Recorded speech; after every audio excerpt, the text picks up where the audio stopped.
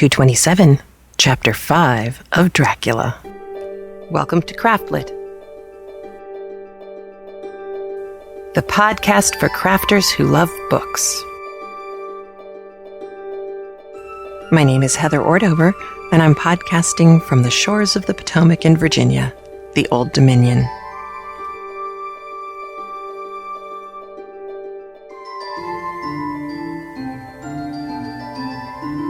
Episode 227, Sanguine is for More Than Griffins. This episode of CraftLit is brought to you by Knit Circus, the online magazine featuring 3 rings of knitting, sewing, and fun. You can find out more by visiting www.knitcircus.com. Also, Tea Times Creations. You can find vintage china tea stands, fittings, and more. Visit Tea Times Creations at Etsy.com or follow the link in the show notes. And Cool for Cats, the new novel by Andrew C. Ordover. You can get it at Amazon.com or find out more from the link in the show notes. Well, if you are not a knitter, you might not know that there is a yarn out there by a company called Sanguine Griffin, which I think just needs props for having the coolest yarn name on the planet.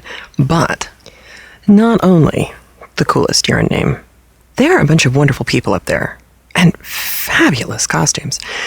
I met some lovely, lovely, wonderful people at Rhinebeck. Listeners, new listeners, people who are now converted into being listeners, and yarn dyers, fiber optic, highly recommended, Bijou Basin, lovely people, and let's see, findings and closure designers named Jewel, Jul.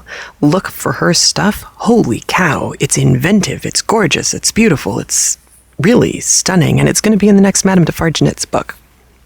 I have a post about Rhinebeck going up on Mama O Knits at the same time that this goes live. So you can find out all you want about my adventures at Rhinebeck if you go there. However, Defarge has some news for you. Have you noticed that we are once again in the forefront of a new zeitgeist? I mean, this has really gotten to be ridiculous. You remember back when we did... Flatland was not the first time it happened, but Flatland's the first time I'm remembering off the top of my head. When we did Flatland, suddenly there are Flatland jokes on Big Bang Theory. When we did Little Women, all of a sudden there was a whole bunch of Little Women stuff going on out there. When we did Wilkie Collins and the Women in White, suddenly the New Yorker magazine has a profile of Wilkie Collins. Well, once again, with What Would Madame Defarge Knit and with Dracula, we are at the vanguard of the zeitgeist. How's that for 2 good words? You've noticed all of the what would Jane Austen blah blah blah blah. Well, I mean, we had the What Would Madame Defarge Knit podcast out in 2007, so I guess it's taken a little while for the ball to get rolling, but we got that zeitgeist going, and now I opened up my email just this very morning. When is this? This is October 21st, I think. October 21st, 2011. And from Learn Out Loud, one of the places where the CraftLit podcast is fed to, from Learn Out Loud, they're offering as their free audiobook, Dracula. I tell you what, I mean, okay, admittedly, 'tis the season for Dracula and all, but it just makes me giggle that over and over again, here we are. And see, it's not me, it's you. Because who selected the Woman in White? That would be you. So, just pat yourself on the back for being such a trendsetter in the world. A worldwide trend setting all comes down to you. So congratulations. Be proud of the zeitgeist that you have created. Live it up. I know, that and $4.50 will get you a cup of coffee, but, you can still enjoy the smaller, genteeler... Is that even a word? More stately grandeur of just knowing that you're a genius. It's good, isn't it? Won't pay the bills. Well, there is, in fact, other Defarge-related news, not just that you all are geniuses.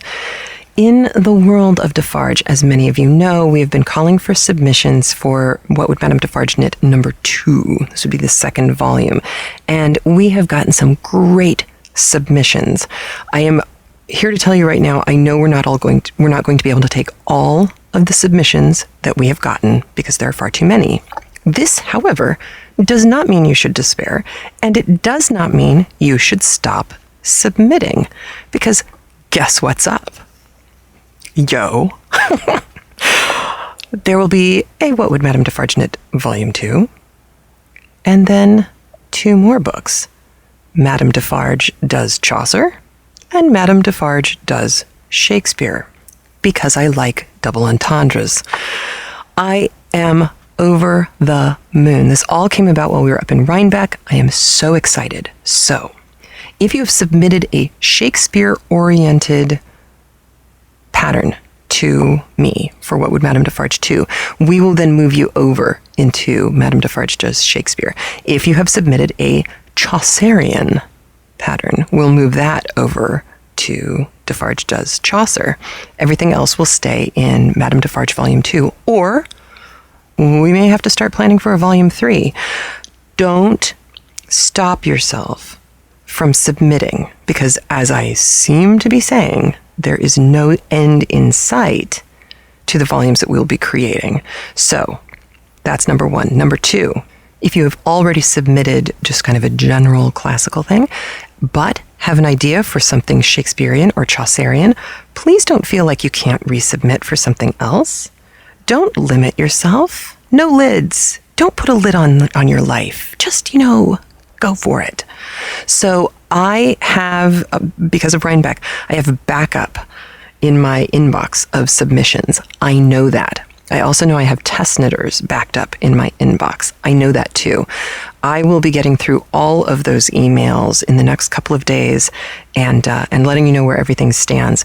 Originally, I had planned to have the design board make decisions around, we kind of call it quits, on October 31st, and then start making design board plans, actual cuts for the book around the beginning of November. But now that we've gotten this new news, I'm kind of doing a rolling submission thing, because there seems to be no reason to stop. So if you don't make it into the Volume 2, I'm just moving you into Volume 3 category. And certainly if you want to pull something and put it up on Ravelry yourself, just give me a heads up so that I don't duplicate you. But I'm very excited about this. And I've already started getting some really wicked good Titus Andronicus ideas for Defarge Does Shakespeare. If you know anything about the play Titus Andronicus, you may think to yourself, what in the world are they going to knit from Titus Andronicus? And I'm just going to let your imagination run wild on that one. Well, I have lots of newsy bits for you because people have been sending stuff in, which is one of the many reasons why I didn't want to go on and on about Rhinebeck, except to say, hello, all Rhinebeck people who I met.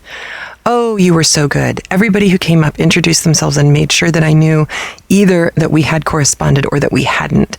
And I was able to place people's names and faces. And I met people who I've been trying to meet for years now. And it was just heaven. So head over to Mama O Knits. I have a link in the show notes, and you can read the blog and see what few pictures I managed to take, because most of the time I was just so flummoxed I forgot to whip up my camera. Okay, actual news that I need to get out to you. 1, Heidi wrote in to tell us. She said, I know you're a big fan of the Phantom Tollbooth, which is true. So she wanted to tell me and have me tell you about a new documentary project that's going on and a Kickstarter campaign that is going on to help fund it. She is making special plush character dolls for campaign backers, and these are all Phantom Tollboothy things. So there's a link to her blog so you can go see the plush dolls that she is making and find out more about this documentary project. Very exciting stuff. And of course, as you know, anything that has to do with Milo and Talk makes me smile. So that is good news. Now, on the sad side of the good news, and I'm sure some of you have seen this going across your Twitter feed, New Zealand needs sweaters for penguins. There's been an oil spill. There are a lot of little penguins that are about to get very chilled, which I know sounds funny, right? But they can't insulate themselves. Their little feathers can't do their job if their feathers are coated in oil.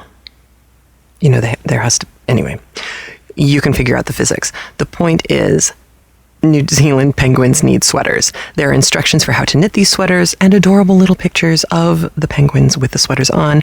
It's actually a twofold thing. It keeps them warm, but it also keeps them from picking at their feathers and eating the oil. Interesting. So if you knit, consider doing that. If you don't knit, but if you are one of those creative people who likes to repurpose clothing, go to the Goodwill, grab a couple of sweaters and repurpose them, resew them into the shape as indicated by the post that you will find at craftlit.com on the show notes. Okay, that was actual important stuff. Now onto the fun stuff. There's La La Land on Ravelry. She's been corresponding with me, and I commented on her Ravatar, which was just adorable. And she said, oh, I made it at this place called Design Her Gals. So instead of Designer Gals, it's Design Her Gals. And you go in, and it's like, what's your face type? What's your hair type? What's your color? What's your eye color? What's this? What's that? What's your body type? And you create a little me, like for the Wii, and I'll be darned if the one that I created doesn't just bloody well look like me. It's a little thinner, but a girl can dream. But it really does look like me. So I have a picture of me and my boys on the show notes. And that picture will take you as a link to the Design Her page where you can do this for yourself for free. Free is always good. Anne Schaefer came across a link to a page about a Canadian artist's series of paintings called Exit Pursued by Bear. You know how happy that made me. And they're ridiculous. The paintings are just completely silly and well worth taking a look at, especially if today's a day when you just need a smile. Now is a good time to go look at Exit Pursued by Bear. Always, always good to quote that particular line of Shakespeare. In happy news, if you are in the UK or all places European and can get the Knitter magazine, Sharon told us that issue 36, which is probably not on the stands anymore because I think it just hit here, issue 36 of the Knitter has a lovely review of What Would Madame Defarge Knit on page 63. I was ever so excited, and I just want to send them, baskets of cookies. I'm so thrilled.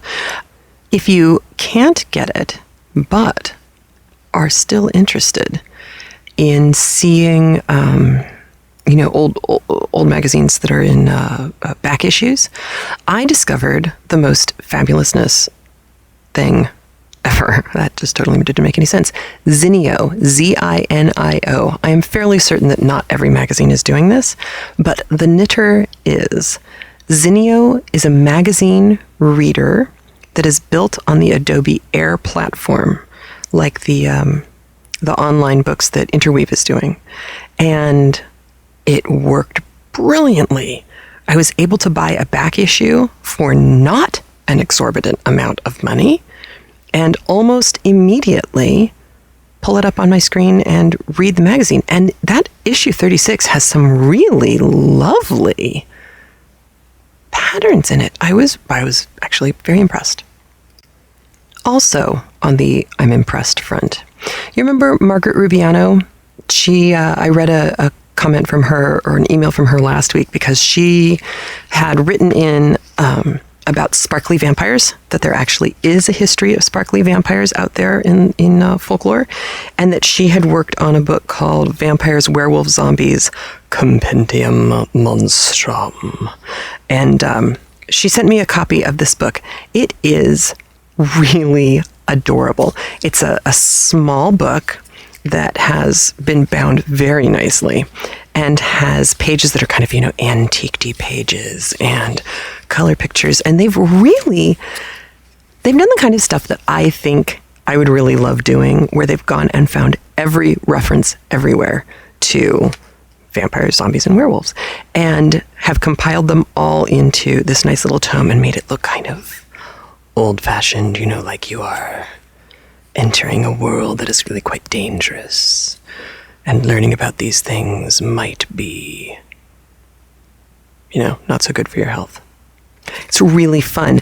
It is a fun little book, and I have a link to it from the show notes. But my point is that while I was going through this, post-Rhinebeck, so I'd gotten this, I'd looked through it, I went to Rhinebeck, I spent my time at Rhinebeck, I came back, and I'm looking at this book, and I'm thinking, holy garbanzo beans, you people are really talented. I'm not just blowing smoke up your shorts. This is true. The more CraftLit people I meet, the more I realize it's not just that you're better. It's that you're the best. Now, I can't say that all the time because, of course, your egos will get inflated and then nobody will want to be around you. And people will say, why are you acting like that? And you'll say, it's Heather's fault. And then I'll get in trouble and that won't be good for anyone.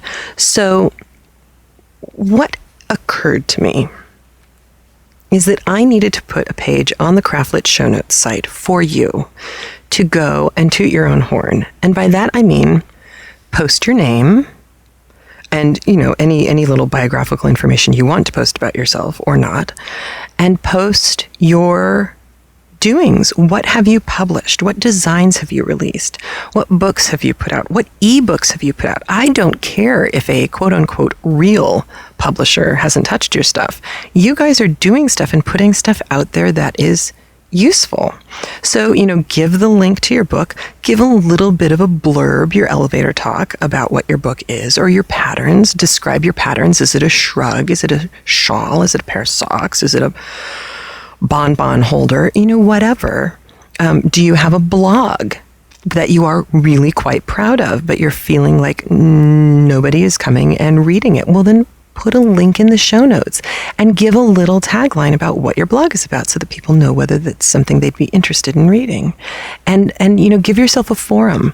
I'm going to be taking stuff out of the comments and moving it up onto the page as, on a fairly regular basis so that the page can be alphabetized. And maybe I'll even wind up creating sections, like here's a knitting section or here's a literary section or here's a painting section or here's the blog section or whatever. But I really have been feeling like the more of you I have met, the more patently obvious it is that we need to do something to this effect. And by the way, this does not need to be in English. If you are a Finnish designer and you've only released your patterns in Finland in Finnish, please list yourself. Put your name up, say, I'm a Finnish designer, and then write whatever text you need to write in Finnish. I think I've checked the stats. We have listeners on this podcast on every continent, on almost every island on the planet. We are an incredibly multicultural group of people. So don't feel like I'm expecting you to only post things that have happened in the United States or in the UK or in Germany or, whatever. If you write in Korean, post it in Korean. I obviously won't be able to edit it or know if you're saying something vaguely obscene or not, but then neither will any of the other English speakers, so it's just fine. But yeah, please do. Please, please, please. I have a link to that from the show notes, but it's also an actual page going across the top of the craftlit.com website. You'll see it's CraftLit Family. So that is there for you to share. I will have a new pattern up on the iPhone, and that will go out to the general public next episode. I will be moving my iPhone pattern from last week to Ravelry. It is goofy, it is small, it is silly, but it's free, so who cares? And this one, it's really quite lovely. This is the Patty scarf. Karen, who we met up with in the UK for the CraftLit and Knitty London, Bath and Wales tour last year, she knit a scarf for her partner, Patty, and the scarf is gorgeous. There is a picture of it in the show notes, and the pattern goes out this week to the iPhone iTouch Droid users, and then next week it will be available on the show notes for everyone. And then once it's retired from the CraftLit website, it will go to Ravelry and be a download. And I think you will all agree with me that Karen does lovely, lovely work. So that is exciting as well. And then I think the last newsy bit is exciting, but not in the happy way. I can tell how bad the economy is a couple of ways, but the most immediate to our little CraftLit family is this. This month is about to be the first time that CraftLit will not be able to pay for its own hosting fees. Now, I'm not counting since the podcast actually started, but since I put up the donation button, CraftLit listeners have always managed to pay the hosting fees, which you can imagine is, not a small chunk of change. And this month, we're about to not make it. So I still have some of the What Would Madame Defarge Knit rubber bracelets from Rhinebeck. Now, for the cost of a 65-cent stamp, I can send one of these bracelets to you. So here's what I'm thinking. And there's a page that I linked to from the show notes that has the instructions. If you donate $5 or more to the show between now and midnight, October 31st, I will send you your very own WWMDFK, What Would Madame Defarge Knit, wine-colored wristband. There it is. That's what I'll do. As of today, these were only available if you were at Rhinebeck and either bought a book or brought a copy of your book to show me and have me sign. So this will be something special that you just can't get anywhere else. Now, I do actually have a limited supply left, so I will be doing this until supplies run out. And then if I can get more, I will. But I thought instead of just entering yourself into the raffle for the gorgeous vintage China tea stand, this way you would have a guaranteed something coming back to you, which might be kind of nice. So that's what I'm doing. Just please, please, please make absolutely certain that when you go through PayPal, you have an address listed. This has actually been a problem with the downloads of the books. Some people have been purchasing What Would Madame Defarge Knit off of their husband's PayPal account, which means the confirmation email is going to the husband who couldn't care less about the book, and he's deleting the email with the information on how to get the download. And then we get really angry emails from people saying, "Where's my book?" Rah! And, we only can go by what is on the PayPal account. So double check, make sure, and if you can at all support the show, I would so deeply appreciate it. There's very little padding in life right now, and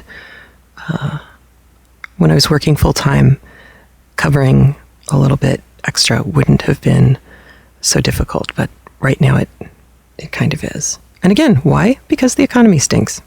So I absolutely, truly do understand. I just thought, well, since I've got the bracelets here, maybe that would be a fun way to bridge the gap a little bit. But now, bridge the gap to Dracula.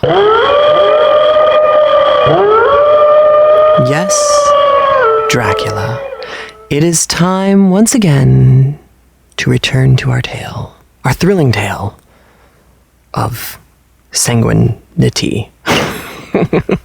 Sanguine, of course, is an old, what probably goes back to the Greek description of the humors and how people used to view health. If you were sanguine, you were happy and kind of rosy-cheeked and full of blood, full of life blood, healthy, ebullient, all good things. It kind of means different stuff now, but back then, if you're describing somebody medically as being of a sanguine temperament or sanguine nature or sanguine health, that's where you're going with it. Well, one of the things that I wanted to clear up from before, I mentioned a definition of a Lederwagen. Leder translates to ladder, Ladder, and that explains some of the description that we got of a leader wagon. However, there is in fact even more to it than the ladder-nicity, the ladder nature of this wagon. I finally went out and, following Aaron Ziegler's lead, instead of getting the Arden Shakespeare, I got the annotated Dracula. And because I had just found that there were far too many things that I was spending a really long time looking up online that I was fairly certain would be covered in a good annotated version. I found a very odd annotated version. It's written by a guy who is part of the Baker Street Irregulars. This means he's part of a group of people who believe that Sherlock Holmes was real and that Conan Doyle was a front, and also, in this case, that Dracula was real, that Harker was real, that all of those people are real, that they're pseudonyms, and that, in fact, the actual facts of the locations and stuff were obscured by Stoker in order to protect the not-so-innocent, as it were. For me, all of that is purely academic or something to be dealt with over a lot of wine. However, the guy who annotated this book also is a master of Victoriana, and he does his research. And when it comes to the leader wagon, or the ladder wagon, this is what we get. It is a vehicle which has no counterpart in England, and the literal rendering of a ladder wagon hardly conveys the proper notion of the thing itself. This long cart, it is needless to say, is without springs, but it has the faculty of accommodating itself to the inequalities of the road in a marvelous manner. It has, moreover, a snake-like vertebra and even twists itself when necessary. So this isn't just a ladder that has, or a wagon that has ladder-like sides. It's like an articulated spine on the wagon, which allows it to twist and turn on the highly twisty roads. Pretty inventive stuff. I continue to look for a good picture of one that is up close enough for you to be able to see that, and I continue not to have found one. So if you have one, if you've seen one, if you've taken a picture, please do let me know. That would be lovely. So I did want to get that out of the way. Now, as far as other things go, today, we are switching. I know this is going to hurt some of you because you want to know what's happened to Jonathan Harker, but gosh darn it, if Bram Stoker didn't build in a lot of suspense into this novel, and you are just going to have to cope. It's cruel, I know, but I have faith in you. And I know that you won't run out and buy the book and read ahead. Right? There's actually a very interesting conversation going on. It's paralleling on Goodreads, as well as on Ravelry, about the reading ahead and knowing what's coming versus sticking with the story and hearing it unfold as it goes. And I mean, it's a very personal decision to make, obviously, but there is a tradition within theater, which I've talked about before, the Brechtian tradition, the idea that just because you know what's coming doesn't mean it won't hurt. Or just because you know what's coming doesn't mean you won't be emotionally affected by the thing. In fact, if you've listened to the latest Chop Bard, Aaron Ziegler talks about I think the bloodiest, most disturbing scene in Macbeth. And you know it's coming. Even if you've never seen the play before, you know it's coming. It has to come. And if it's done well, it will make you squirm as soon as the lights come up. It has to. And in some ways, it is more horrible knowing it's coming. You know, because you're waiting for it. You know the moment is approaching.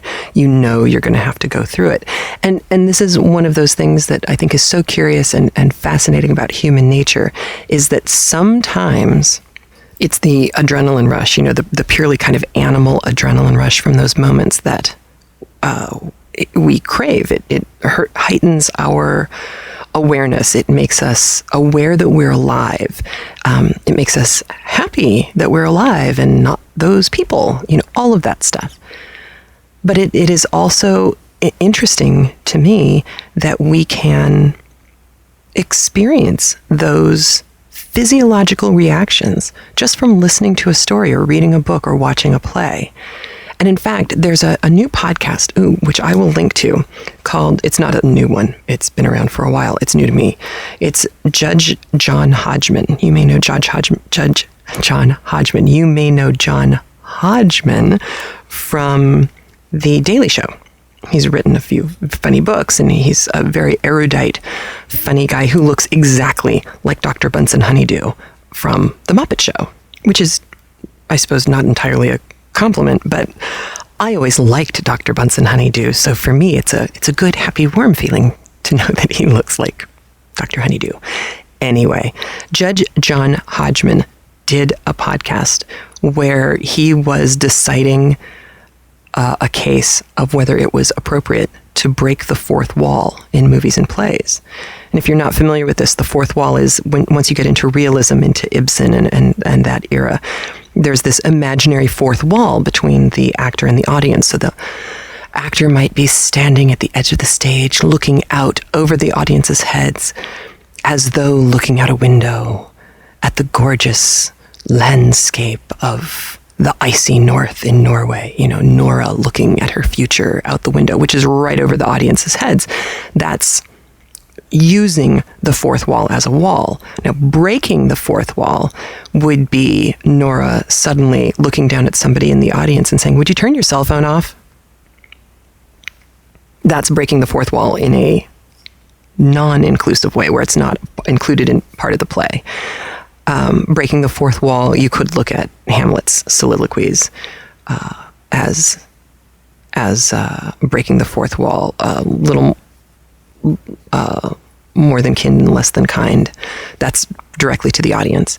So Hodgman does a really great job of answering that question, whether it's appropriate or good for an audience member to have the fourth wall broken. Does it take you out of the action and remove you needlessly from the emotional content? And I won't burden you with what Hodgman finds, but it's interesting and it's funny to listen to because he is so goofy. But it does get back to Dracula. Will you ruin the story for yourself if you know what's coming? I posit, no, you will not.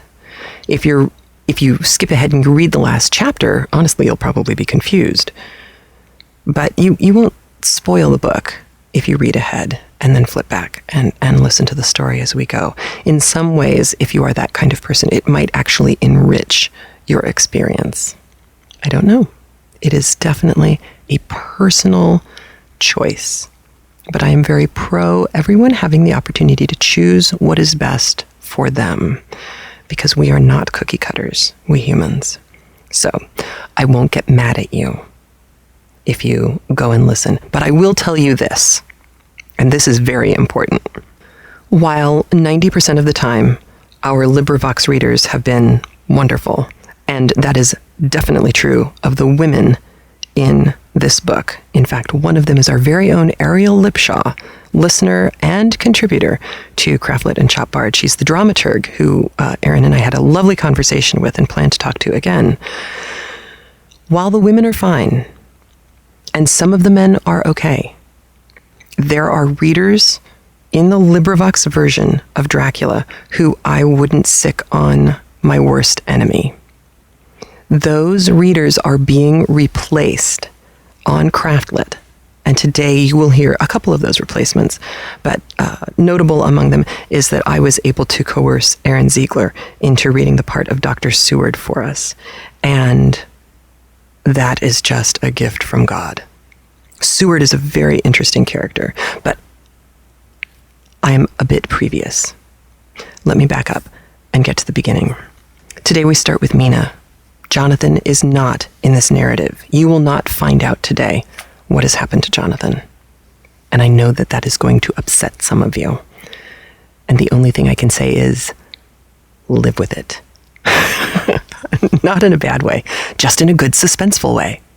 Now today we meet Mina and Lucy. They are our first two voices that we listen to, and a more charming pair of friends you could not ask for. In many ways, you will find interesting parallels between Mina and Marion and Lucy and Laura. Strangely, the first letters of their names line up. They're not identical. They are not duplicates by any stretch of the imagination, and they are separated by almost 40 years. An entire generation has lived and died in between when Marion was Marion and when Mina is now Mina. So they are not the same people. But you will think, I think you will see that Mina is, dare I say, plucky? I don't know if I'd call her plucky yet, but she is restless. She is driven. She likes to be kept busy. She likes to learn. She is always doing. And of course, being limited by time and place and gender, a lot of what she has to be doing is at first, as a career, she's working at a school because she wasn't a prostitute, so she was a school teacher. And the rest of her life will, of course, be spent as a support to her husband, who will be, at some point, she thinks, Jonathan Harker. So she and Lucy are educated. They are bright. They are sunshiny girls. Lucy is clearly younger than Mina. She's 20. She has not received any offers of marriage yet. No proposals for a 20-year-old. She's kind of poking along, but that's fine. She is young. Lucy is young. I make no apologies for her. When we were young, we were all more or less frivolous about some things, but we were also trying very hard to put on an adult persona, as I recall, being 20. You're in that weird twilight zone. And Lucy is clearly there too, between being a kid and a teenager and being an adult and looking towards getting married and starting a family and all of those things. And so Lucy will say some things that are just ridiculous. But Lucy will also say some other things that make you go, oh yeah, I remember what that was like. But it's really hard not to like them. I mean, certainly if you really try, you can like them, but don't try too hard to dislike, especially Lucy. Now, if you saw the Frank Langella version, I am sorry, but they cocked that sucker up so badly. I was actually angered, and I had to turn it off. Kate Nelligan is lovely, but Kate Nelligan, her character has been blasphemed as far as I'm concerned. So if you have seen the Frank Langella version, please banish it from your thoughts. Get a red-hot poker and sear it out of your brain. It is nothing like this book. And Dracula is not Frank Langella. Ugh. The extremely overwrought Coppola version with Winona Ryder as Mina comes closer. And age-wise, Keanu and Winona are probably a better fit for the Harkers, although poor Keanu can't act his way out of wet paper bag in that one. And Winona is just, nobody measures up to her except for Van Helsing. We'll get to him soon. Unfortunately, they sexed up Lucy far, far too much in that film. And whoever did the costume design really needed to have been taken out and horsewhipped just because of what they did to Lucy alone. So try to erase memories of those movies from your mind until we're done with the book, and then go back and watch them and wonder what kinds of drugs the people had to have been on to make those films. Oy vey, Lord. So you meet Mina, you meet Lucy. Mina is working at school. Lucy is at home in the city, going to picture galleries and walks in the park and things like that, kind of keeping up appearances and probably trying to meet men, which she is doing. And unlike Laura, she does not have a Machiavellian father who is marrying her off to the highest bidder. She is actually, again, 40 years later, she's actually involved in her own courtships, which is kind of refreshing and a relief for those of us who get very uncomfortable around things like that. But what you are going to watch in this chapter is the slow and careful triangulation of a group of characters who become pivotal in the rest of the book. you will meet Dr. Seward, who I've already mentioned, who is, don't laugh out loud when you hear how Lucy describes him. Just remember that he is wealthy and extremely well educated, and probably not as interested in being a doctor as he is in just having a steady income. I mean, I think he's interested in being a doctor, don't get me wrong, but I don't think he's as interested in the line of business that he's gotten into. I don't get the sense that it's a passion for him. You know, I should probably get Aaron Ziegler on the show, and we should have a conversation about this, because he's been reading the character into a microphone for a while now and probably has some insights. So you will meet Dr. Seward. You will meet Quincy Morris, who is an American, and you will snicker when you hear Quincy Morris's letter. Please don't, more than you absolutely must. I think he's read very well. He is a Texan. He sounds like a Texan. Well, he sounds more like a Georgian, but Bram Stoker, because of his work with Henry Irving and because he went on tours, had in fact been to the United States, had in fact met Texans. And just like Wilkie Collins, I think Bram Stoker does a pretty darn good job of getting very unique voices to his characters.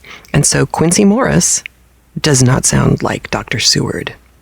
Even if I were reading all of the text to you, you would be able to tell that Quincy and Seward were not the same person. And for that, I give Bram Stoker kudos, because people do start to blend together when they are not main characters. These characters are all pivotal, but you know, the narrative is spread out across so many different people and so many different voices. It would be very easy for Stoker to have just kind of let them blend, as it were, and they don't, which is nice.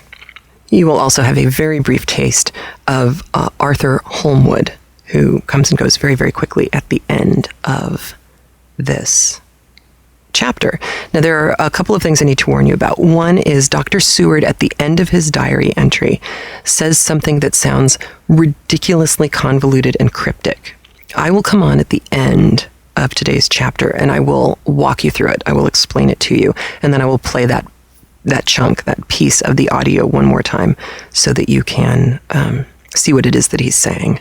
You also should know that, again, because this is 1897, the book was written between 1890 and 1897 and is full of technological advances of the time, one of the things that Dr. Seward can do is keep his diary on a phonograph.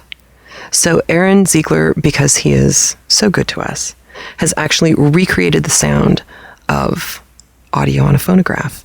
And I really like it. It helps. And it also will help us as we go further and further into the narrative. When things start to go faster and faster and get more complicated, you will be able to tell when something is a telegram or a letter, because it's clean audio, versus one of Seward's diary's entries, which means that even if you miss the little notation that says on phonograph, you'll be able to tell, which is, it actually becomes kind of important later on. So that has been a gift to us.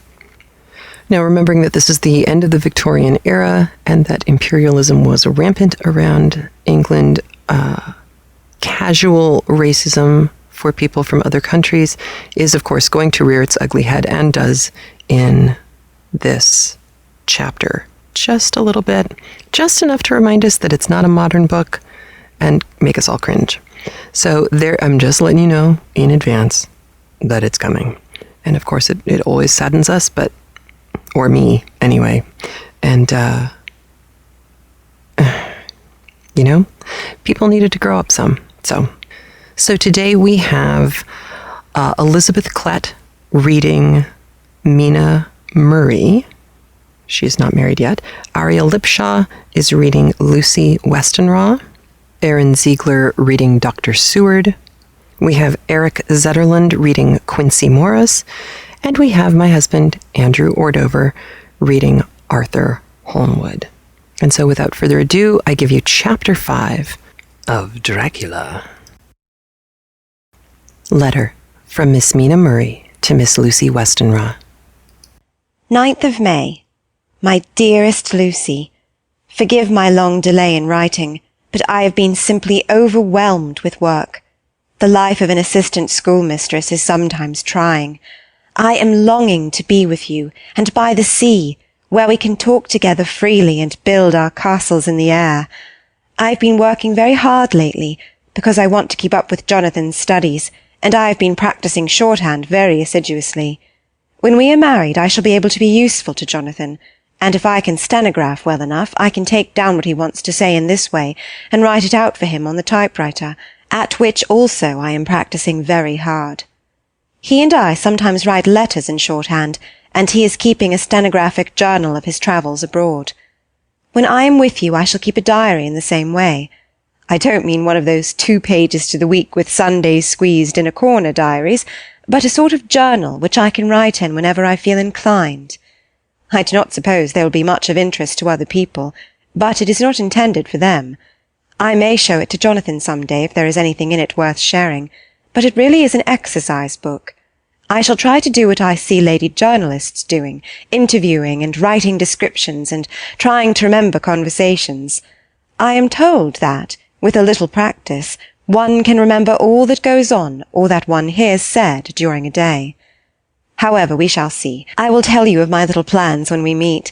I have just had a few hurried lines from Jonathan from Transylvania. He is well, and will be returning in about a week.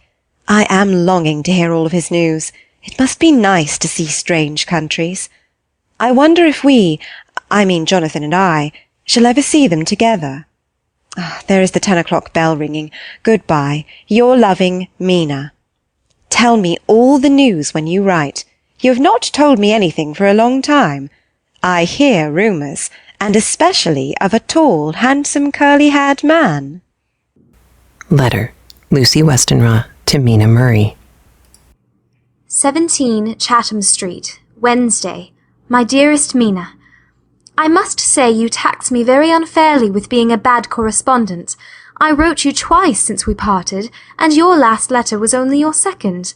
Besides, I have nothing to tell you. There is really nothing to interest you. Town is very pleasant just now, and we go a great deal to picture galleries and for walks and rides in the park. As to the tall, curly-haired man, I suppose it was the one who was with me at the last pop. Someone has evidently been telling tales. That was Mr. Holmwood. He often comes to see us, and he and Mamma get on very well together. They have so many things to talk about in common. We met some time ago a man that would just do for you, if you were not already engaged to Jonathan. He is an excellent parti, being handsome, well off, and of good birth. He is a doctor, and really clever. Just fancy! He is only 29, and he has an immense lunatic asylum all under his own care.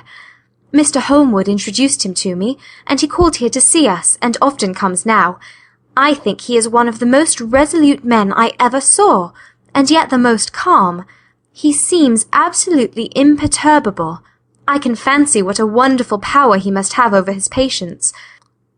He has a curious habit of looking one straight in the face, as if trying to read one's thoughts. He tries this on very much with me, but I flatter myself he has got a tough nut to crack. I know that from my glass. Do you ever try to read your own face? I do, and I can tell you it is not a bad study, and gives you more trouble than you can well fancy if you have never tried it. He says that I afford him a curious psychological study, and I humbly think I do. I do not, as you know, take sufficient interest in dress to be able to describe the new fashions. Dress is a bore. That is slang again, but never mind. Arthur says that every day. There, it is all out, Mina.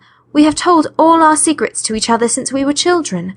We have slept together, and eaten together, and laughed and cried together, and now, though I have spoken, I would like to speak more. Oh, Mina, couldn't you guess? I love him. I am blushing as I write, for although I think he loves me, he has not told me so in words. But oh, Mina, I love him. I love him. There, that does me good. I wish I were with you, dear, sitting by the fire undressing as we used to sit, and I would try to tell you what I feel. I do not know how I am writing this even to you. I am afraid to stop or I should tear up the letter, and I don't want to stop, for I do so want to tell you all. Let me hear from you at once, and tell me all that you think about it. Mina, pray for my happiness. Lucy. P.S. I need not tell you this is a secret. Good night again. L. Letter, Lucy Westenra to Mina Murray. May 24th. My dearest Mina, thanks and thanks and thanks again for your sweet letter. It was so nice to be able to tell you and to have your sympathy. My dear, it never rains but it pours. How true the old proverbs are. Here am I, who shall be 20 in September, and yet I never had a proposal till today, not a real proposal, and today I had 3. Just fancy! 3 proposals in one day. Isn't it awful? I feel sorry, really and truly sorry for 2 of the poor fellows. Oh, Mina, I am so happy that I don't know what to do with myself. And 3 proposals. But for goodness sake, don't tell any of the girls, or they would be getting all sorts of extravagant ideas, and imagining themselves injured and slighted if in their very first day at home they did not get 6 at least. Some girls are so vain. You and I, Mina dear, who are engaged and are going to settle down soon soberly into old married women, can despise vanity. Well, I must tell you about the 3, but you must keep it a secret, dear, from everyone except, of course, Jonathan. You will tell him, because I would, if I were in your place, certainly tell Arthur. A woman ought to tell her husband everything. Don't you think so, dear? And I must be fair. Men like women, certainly their wives, to be quite as fair as they are. And women, I am afraid, are not always quite as fair as they should be. Well, my dear, number 1 came just before lunch. I told you of him, Dr. John Seward, the lunatic asylum man, with the strong jaw and the good forehead. He was very cool outwardly, but was nervous all the same. He had evidently been schooling himself as to all sorts of little things, and remembered them, but he almost managed to sit down on his silk hat, which men don't generally do when they are cool. And then when he wanted to appear at ease, he kept playing with a lancet in a way that made me nearly scream. He spoke to me, Mina, very straightforwardly. He told me how dear I was to him, though he had known me so little, and what his life would be with me to help and cheer him. He was going to tell me how unhappy he would be if I did not care for him, but when he saw me cry he said he was a brute, and would not add to my present trouble. Then he broke off, and asked if I could love him in time, and when I shook my head his hands trembled, and then with some hesitation he asked me if I cared already for anyone else. He put it very nicely, saying that he did not want to wring my confidence from me, but only to know, because if a woman's heart was free a man might have hope. And then, Mina, I felt a sort of duty to tell him that there was someone. I only told him that much, and then he stood up, and he looked very strong and very grave as he took both my hands in his, and said he hoped I would be happy, and that if I ever wanted a friend I must count him one of my best. Oh, Mina, dear, I can't help crying, and you must excuse this letter being all blotted. Being proposed to is all very nice and all that sort of thing, but it isn't at all a happy thing when you have to see a poor fellow, whom you know loves you honestly, going away and looking all broken-hearted, and to know that, no matter what he may say at the moment, you are passing out of his life. My dear, I must stop here at present. I feel so miserable, though I am so happy. Evening. Arthur has just gone, and I feel in better spirits than when I left off, so I can go on telling you about the day. Well, my dear, number 2 came after lunch. He is such a nice fellow, an American from Texas, and he looks so young and so fresh that it seems almost impossible that he has been to so many places and has such adventures. I sympathize with poor Desdemona when she had such a stream poured in her ear, even by a black man.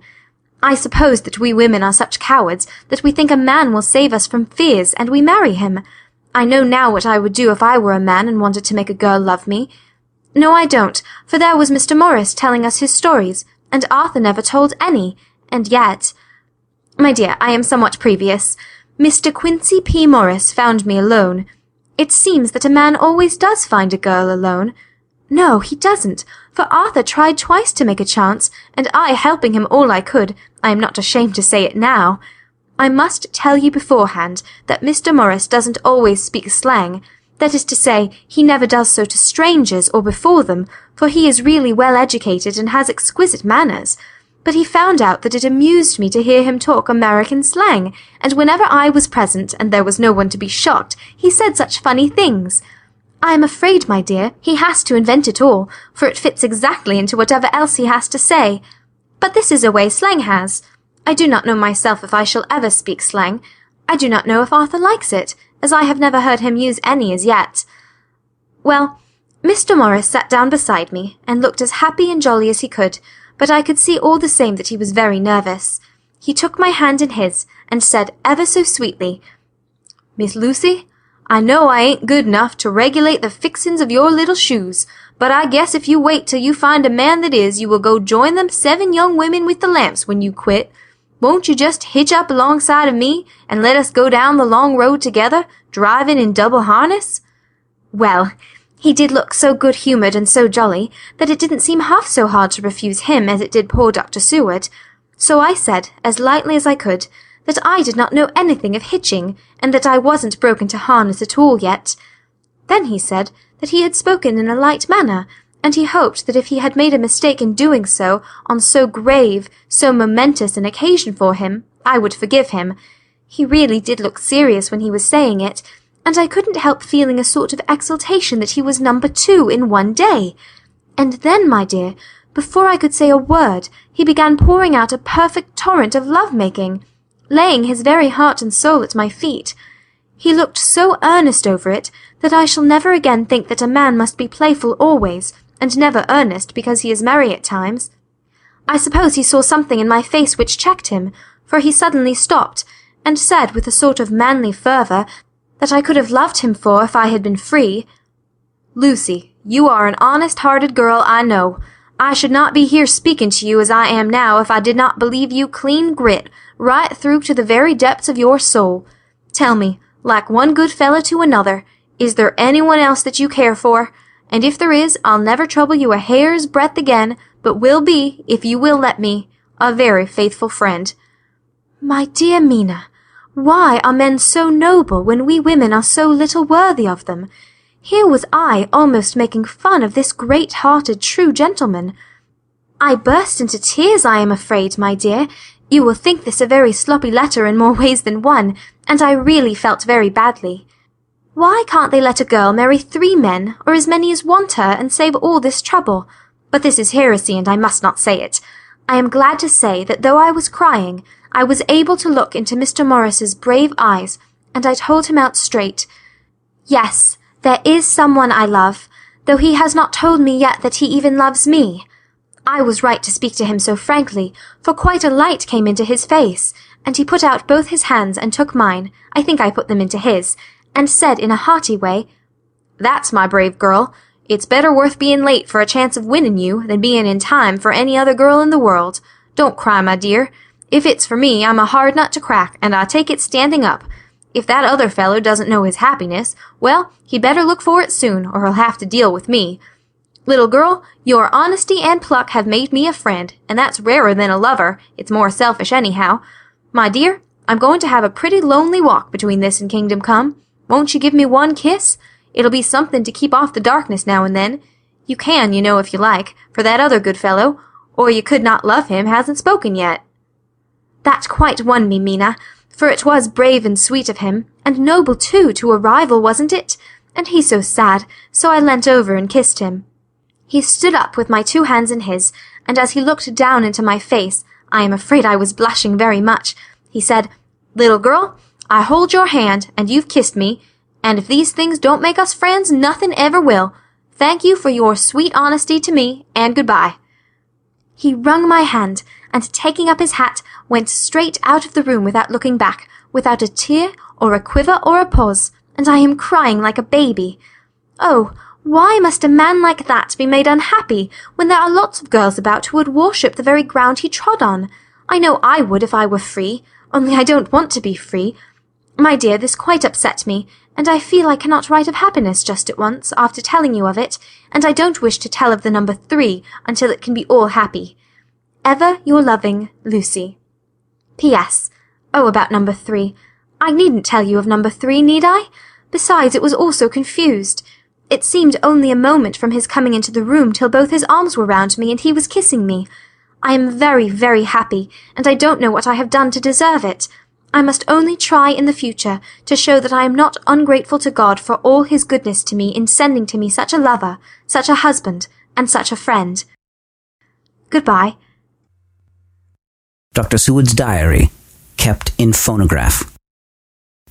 25 May. Ebb tide in appetite today. Cannot eat, cannot rest, so diary instead. Since my rebuff of yesterday, I have a sort of empty feeling. Nothing in the world seems of sufficient importance to be worth the doing. As I knew that the only cure for this sort of thing was work, I went amongst the patients. I picked out one who has afforded me a study of much interest. He is so quaint that I am determined to understand him as well as I can. Today, I seem to get nearer than ever before to the heart of his mystery. I questioned him more fully than I have ever done, with a view of making myself master of the facts of his hallucination. In my manner of doing it there was, I now see, something of cruelty.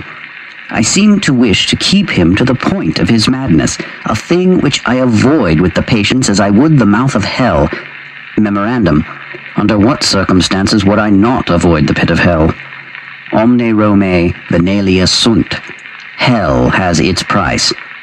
If there be anything behind this instinct, it will be valuable to trace it afterwards accurately, so I had better commence to do so. Therefore, R.M. Renfield, age 59, sanguine temperament, great physical strength, morbidly excitable, periods of gloom, ending in some fixed idea which I cannot make out. I presume that the sanguine temperament itself and the disturbing influence end in a mentally accomplished finish. A possibly dangerous man, probably dangerous if unselfish. In selfish men, caution is as secure an armor for their foes as for themselves. What I think of on this point is, when self is the fixed point, the centripetal force is balanced with the centrifugal. When duty, a cause, etc., is the fixed point, the latter force is paramount, and only accident or a series of accidents can balance it. Letter: Quincy P. Morris to Honorable Arthur Holmwood, 25th of May. My dear Art, we've told yarns by the campfire in the prairies, and dressed one another's wounds after trying a landing at the Marquesas, and drunk healths at the shores of Titicaca. There are more yarns to be told, and other wounds to be healed, and another health to be drunk. Won't you let this be at my campfire tomorrow night? I have no hesitation in asking you, as I know a certain lady is engaged to a certain dinner party, and that you are free. There will only be one other. Our old pal at the Korea, Jack Seward. He's coming too, and we both want to mingle our weeps over the wine cup, and to drink a health with all our hearts to the happiest man in all the wide world, who has won the noblest heart that God has made, and best worth winning. We promise you a hearty welcome and a loving greeting, and a health as true as your own right hand. We shall both swear to leave you at home if you drink too deep into a certain pair of eyes. Come. Yours, as ever and always, Quincy P. Morris. Telegram from Arthur Holmwood to Quincy P. Morris. 26 May. Count me in every time. I bear messages which will make both your ears tingle. Art. All right then. We have completed Chapter 5. Now you may be thinking to yourself, Self, why was that a chapter? Nothing happened. Au contraire, mon frère. Here's the thing. You now know all of the critical people you need to know, and you know their relationship. At the center of a love triangle, you have Lucy. You have Quincy, you have Seward, and you have Arthur Holmwood. Now, the thing that I thought was most interesting is that the two men who were rebuffed both said that they wanted to stay her friend. I think that's pretty unique. I don't know about you, but I'm thinking 1897, what are the chances of men and women being allowed to be friends? I suppose if you're married, it's easier. But even so, you would have had to like a woman quite a lot beyond just her physical attractiveness to want to marry her, and then once you were rebuffed, say that you wanted to stay her friend. And these two guys seem pretty genuine. So I thought that was interesting. Dr. Seward, we'll take the first guy first. Dr. Seward is interesting because the man has to be loaded. He bought a lunatic asylum to run, which I know does not sound like, wow, I'm going to go have a great career. I know what I'll do. I'll run a madhouse. But really, it was a thing. It was a thing. It was a thing people did. It was necessary. They were pretty horrifying. I think I've told you before, I was in a show, The Changeling, one of the most lurid dramas in the history of theater. Yeah, The Changeling has a madhouse in it, and that is where I resided for an entire quarter while I was in college. And yes, we went nuts. But we also learned a lot. If you've ever seen anything about Marat, Jean-Paul Marat, or Marat Sade, the play Marat Sade, wealthy people would come and visit the madhouses to laugh at the loonies. Lovely, right? I know. Sometimes they were given pokers, and they were allowed to poke sharp implements at the lunatics. It was pretty horrifying for the most part. Seward's place does not seem to be that kind of gothic horror. And Seward actually does admit that he's kind of pushing Renfield to the edge to try and figure out what it is that's going on about this guy. Now, this is our first introduction to Seward, but it's also our first introduction to Renfield. And I will rescind my previous criticism of the Coppola film and say that actually I thought Renfield was an excellent casting choice as well. The singer Tom Waits played Renfield, and I thought he was marvelous, with the perfect combination of sanity and insanity, of a kind of a gentle, caring nature combined with an over fascination with the food chain, as it were. So Renfield becomes a more and more fascinating character as the book goes along, and he's just great. He's a lot of fun. So here we've got Seward kind of trying to push him along, trying to figure out what is it that's going on with Renfield, because if you just talk to him and he's in a good place, he seems like a really bright, normal guy. And then as the book goes along, you're going to see more and more of his insanity kind of slowly come out with these bouts, these bursts of lucidity, which of course make the madness all the more disturbing because you get that kind of there but for the grace of God.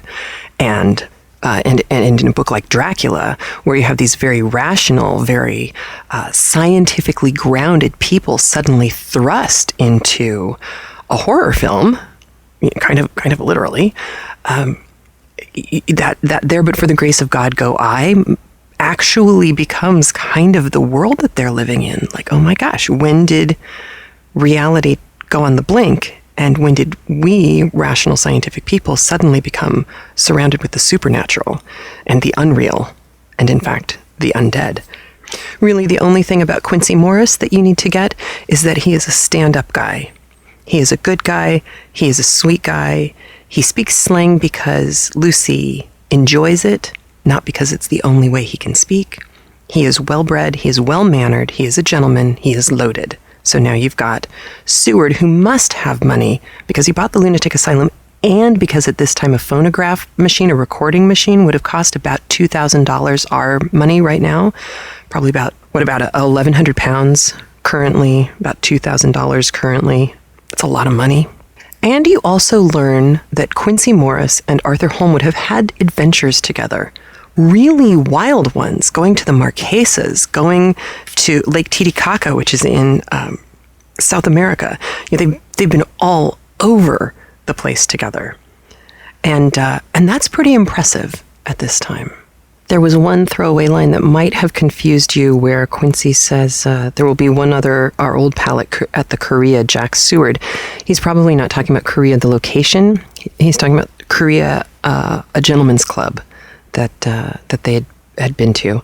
That's the most likely interpretation. Now, back to Seward's rather cryptic comment about centripetal and centrifugal at the end. I also wanted to let you know the Latin that he quotes, omnia Rome venalia sunt, is actually literally translated, all of Rome is for sale. He translates it as hell has its price. Which is interesting because what that means to me is that at the time, my hypothesis is that that Latin phrase was in common usage and had become idiomatic. And so instead of all of Rome is for sale, it's hell has a price. Everybody's got a price, even hell. And that's kind of cool.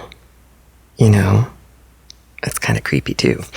So Seward says he's in talking about Renfield, he's talking about whether or not he's dangerous.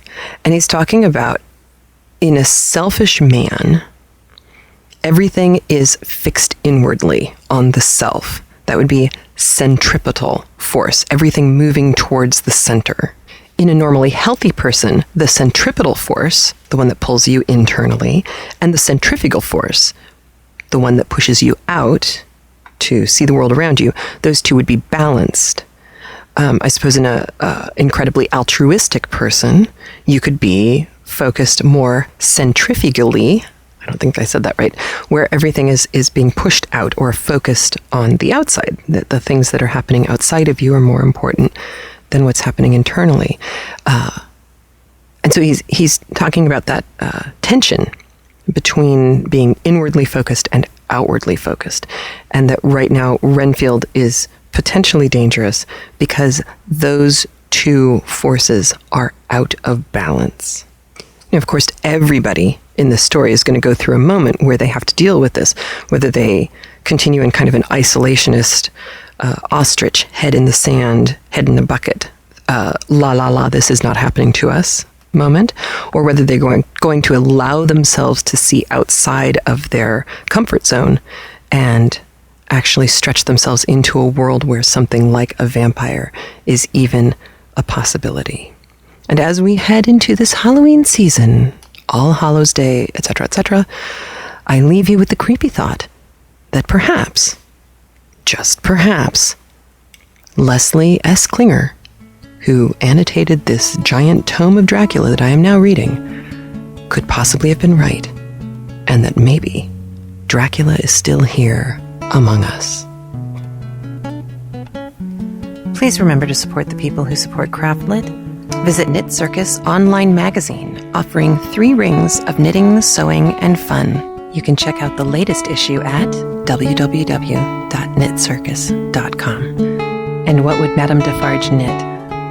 A new book of knit and crochet patterns coming to you from the CraftLit family. And please visit the blogs and sites of CraftLit supporters. Those links can be found in the sidebar of the show notes. The show notes can be found at craftlit.com. CraftLit can also be accessed by its own Android and iPhone application. You can purchase it at the iPhone or iTouch application store, or you can subscribe free at iTunes. CraftLit is made possible by the generous support of its listeners, and for that, I am truly grateful. And remember, if your hands are too busy to pick up a book, at least you can turn